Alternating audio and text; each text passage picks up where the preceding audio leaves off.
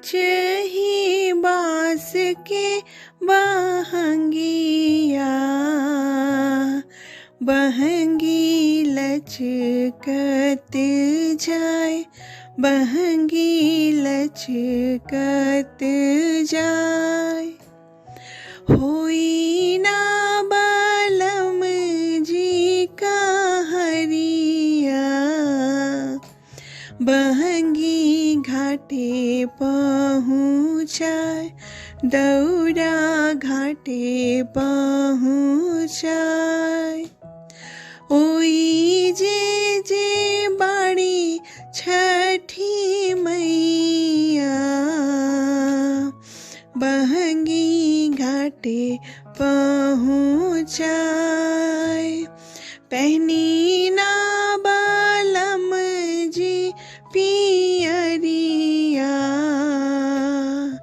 दौरा घाटे पहुँचाए। नमस्कार दोस्तों, राधे राधे। मैं प्रियंका अपने चैनल प्यारा से बंधन पर आपका बहुत बहुत स्वागत करती हूँ। जैसा कि आप लोग जानते हैं कि यह बंधन है प्यार और समर्पण का, भक्त और भगवान का। दोस्तों, दिवाली गई, दशहरा गया और अब वो आ रहा है, वो महापर्व आ रहा है जिसका यूपी बिहार की जनता पूरे साल इंतजार करती है। आस्था का महापर्व छठ पूजा, जो कार्तिक माह के शुक्ल पक्ष की चतुर्थी तिथि पर नहाय खाए से शुरू हो जाता है और पंचमी को खरना होता है, षष्ठी को संध्या अर्घ और सप्तमी को उगते सूर्य को जल अर्पित कर व्रत संपन्न किया जाता है। तो आज के इस वीडियो में हम छठ पूजा के नियम और छठ पूजा की विधि के विषय में बात करेंगे। सूर्योदय का समय क्या है और किन महत्वपूर्ण बातों का ध्यान छठ पूजा के समय देना चाहिए, इसके विषय में हम इस वीडियो में चर्चा करेंगे। तो वीडियो को पूरा देखें। अगर वीडियो आपको पसंद आए तो लाइक और सब्सक्राइब करना ना भूलें। तो चलिए बिना किसी विलंब के वीडियो को प्रारंभ करते हैं। दोस्तों, छठ पूजा में सूर्य देवता व छठ मैया की पूजा की जाती है। इस व्रत में 36 घंटे तक कठिन नियमों का पालन करते हैं, अतः इसे महापर्व भी कहते हैं। साल 2023 में छठ पर्व 17 नवंबर को शुरू हो रहा है, जिसका समापन 20 नवंबर को होगा। दोस्तों, यह एक ऐसा महापर्व है जिसको बिना किसी पंडित व पुरोहित के करते हैं। घाट पर ईख व गन्ने से बना मंडप को ही छठ माता मानकर पूजा किया जाता है। दोस्तों, उगते सूर्य को जल चढ़ाना तो हर जगह सुना होगा। ऐसा कहने में भी आता है कि उगते सूरज को सब सलाम करते हैं, परंतु यह हमारा सनातन धर्म है, हमारा महापर्व है, जहां डूबते सूर्य को भी अर्घ देने लाखों लोग घाट पर इकट्ठा होते हैं। यह व्रत संतान की प्राप्ति के लिए व संतान के खुशहाल जीवन व परिवार के कल्याण के लिए रखा जाता है। जी हाँ दोस्तों, इस साल नहाय खाए 17 नवंबर को है। इस दिन सूर्योदय 6:45 पर होगा। सूर्यास्त शाम 5:47 पर होगा। इस दिन व्रती स्नान के बाद शुद्ध शाकाहारी भोजन करते हैं। लौकी व चने की दाल खाने का प्रचलन है काफ़ी जगहों पर, और अपने अपने घर का अलग अलग नियम भी हो सकता है। तो खरना 18 नवंबर को है। इस दिन सूर्योदय 6:46 पर है और सूर्यास्त 5:26 पर होगा। इस दिन व्रती को एक समय मीठा भोजन करना होता है। जी हाँ, सिर्फ एक समय वो सिर्फ एक मीठा भोजन कर सकती है। चावल की खीर खाने की प्रचलन है, जो मिट्टी के चूल्हे पर बनाया जाता है, और आज के दिन नमक नहीं खाया जाता है।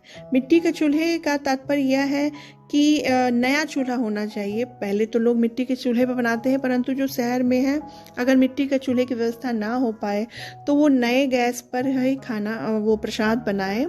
और जिस रेगुलर यूज़ करने वाले चूल्हे को भी इस्तेमाल आप कर सकते हैं, परंतु यह ध्यान रहे कि उस पर नॉनवेज ना बना हो। ऐसा नहीं कि 1-2 बार नॉनवेज बना हो फिर धो पोंछ के उसके ऊपर हम प्रसाद बनाएं। जी नहीं, बिल्कुल भी नहीं। ऐसा समझौता छठ पूजा में नहीं किया जाता है। तो चूल्हा ऐसा होना चाहिए जिस पे कभी भी नॉनवेज ना बना हो। उसको साफ करके उसको बना सकती हैं, नहीं तो नया चूल्हे पे छठ का प्रसाद बनाया जाता है। छठ का तीसरा दिन सबसे महत्वपूर्ण होता है। इसी दिन संध्या अर्घ होता है। इस साल छठ पूजा संध्या अर्घ 19 नवंबर को है। 19 नवंबर को सूर्यास्त 5:26 पर होगा। इस दिन टोकरी में फल, ठेकुआ, सब प्रकार के फलों को घाट पर ले जाते हैं। सूप में सब कुछ सजाकर कमर तक पानी में उतरकर सूर्य को अर्घ देने का नियम है। कुछ लोग घाट न जाकर घर पर ही अस्थायी तालाब व नदी बनाकर, ईंटों से बना हुआ नदी बनाकर पूजा कर लेते हैं। ईख या गन्नों का मंडप सजाते हैं। 20 नवंबर को उगते सूर्य को अर्घ देने की तिथि है। इस दिन सूर्योदय 6:47 पर होगा। अर्घ देने के बाद ही व्रत का समापन व पारण होगा। व्रत के कुछ महत्वपूर्ण नियम होते हैं दोस्तों, जिनको पालन करना बहुत ही आवश्यक है। जैसा कि मैंने पहले बताया कि छठ पूजा में किसी भी प्रकार का समझौता नहीं करना है। इसमें बहुत ज़्यादा नियम तो नहीं होते हैं, परंतु जो भी नियम है उनका पालन करना बहुत ही आवश्यक है। तो इसमें जो पहला नियम है, आइए उसके विषय में बात करते हैं। जो पहला नियम है वो है काले वस्त्र ना पहने।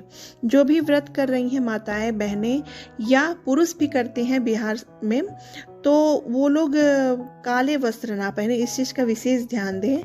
और ऐसा नहीं है कि वस्त्र में कहीं एक तरफ काला निशान हो चाहे कुछ हो, नहीं, बिल्कुल भी काला नहीं होना चाहिए उसमें कपड़े में, तो इस बात का विशेष ध्यान दें। दूसरा नियम है तामसिक भोजन बिल्कुल भी ना करें। दोस्तों, कार्तिक महीने में तो वैसे भी लोग मीट मांस नहीं खाते हैं, परंतु जिसके घर में ऐसा नहीं है प्रचलन, तो वो इस बात का तो अवश्य ही ध्यान दे कि धनतेरस से लेकर छठ पूजा तक घर में कोई भी किसी भी प्रकार का तामसिक भोजन ना बने।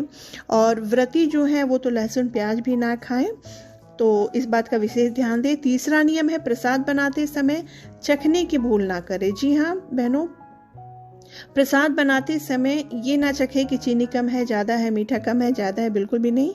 जो भी बना है मन से बनाइए, हृदय से बनाइए, छठ माता और सूर्य देवता को याद करके बनाइए। बिल्कुल शुद्ध शाकाहारी होकर ठेकुआ प्रसाद बनाया जाता है, उसको चखिए नहीं आप बिना चढ़ाए हुए। चौथा नियम है घर, किचन, गैस की साफ सफाई का विशेष ध्यान दें। छठ का व्रत जिस घर में हो रहा है उसको पूरे घर की साफ सफाई धुलाई होनी चाहिए। पूरे घर के बिस्तर साफ सुथरे कर देने चाहिए, इस बात का विशेष ध्यान दें। पांचवा नियम है प्लास्टिक के बर्तन से अर्घ ना दें। इस बात का विशेष ध्यान दें बहनों कि अर्घ, छठ माता के अर्घ में प्लास्टिक, पीतल, तांबा ये सब ना ही यूज़ करें तो अच्छा है। आप मिट्टी के बर्तन से अर्घ दें और मिट्टी के बर्तनों का यूज़ करें। यह एक ऐसा महापर्व है जिसमें इन छोटी छोटी चीज़ों का ध्यान रखकर आप छठ माता की कृपा प्राप्त कर सकते हैं। दोस्तों, कहते हैं कि कोई बड़ी मन्नत हो जो पूरी नहीं हो पा रही है किसी भी कारण से, तो भक्तजन छठ माता का व्रत का संकल्प करते हैं, वह अपनी इच्छाओं की पूर्ति करते हैं। छठ मैया से मांगी हुई मुराद जरूर और जरूर पूरी होती है। कहीं कहीं तो हमारे मुस्लिम भाई लोग भी अपनी मनोकामनाओं को पूर्ण करने के लिए छठ का व्रत करते हैं। यह धर्म जाति से ऊपर आस्था का महापर्व है। ठेकुआ का मीठा स्वाद प्रसाद के आगे दुनिया की सारी मिठाइयाँ फीकी लगती हैं। अब क्या ही बोलूँ इसके बारे में, वीडियो बहुत लंबी हो जाएगी। जिन्होंने इस व्रत को बचपन से देखा है, सुना है अपने घर में, वह इस पर्व की महत्ता जानते हैं, भावनात्मक रूप से जुड़े होते हैं। जो इस समय अपने घर से दूर हैं और किसी कारणवश छठ की पूजा नहीं देख पा रहे हैं, उन हृदयों से पूछिए। शारदा सिन्हा का एक छोटा सा छठ पूजा का गीत सुन के उनकी आंखें भर आती हैं। तो छठ माता का कृपा उन सब भक्तजनों पर पड़े जो दूर भी हैं अपने परिवार से, और कोशिश करें कि अपने घर जाएं और छठ का पूजा देखें। छठ मैया की कृपा सबके ऊपर बनी रहे। छठ पूजा सिर्फ एक पूजा नहीं है, एक व्रत नहीं है। मैं फिर कहूँगी कि यह आस्था से जुड़ा हुआ एक महापर्व है, पूरे परिवार को इकट्ठा करने वाला और प्रेम और सद्भाव पैदा करने वाला, जाति धर्म से ऊपर एक महापर्व है। तो इसकी पूजा अवश्य करें, और ना भी व्रत करें तो कोशिश करें कि घाट पर जाएं और इसकी पूजा को देखें और प्रसाद जरूर ग्रहण करें। तो छठ माता की कृपा आप सब पे बनी रहे, और उम्मीद करती हूँ कि वीडियो आपको पसंद आई होगी। तो कृपया लाइक और सब्सक्राइब अवश्य करिएगा। राधे राधे।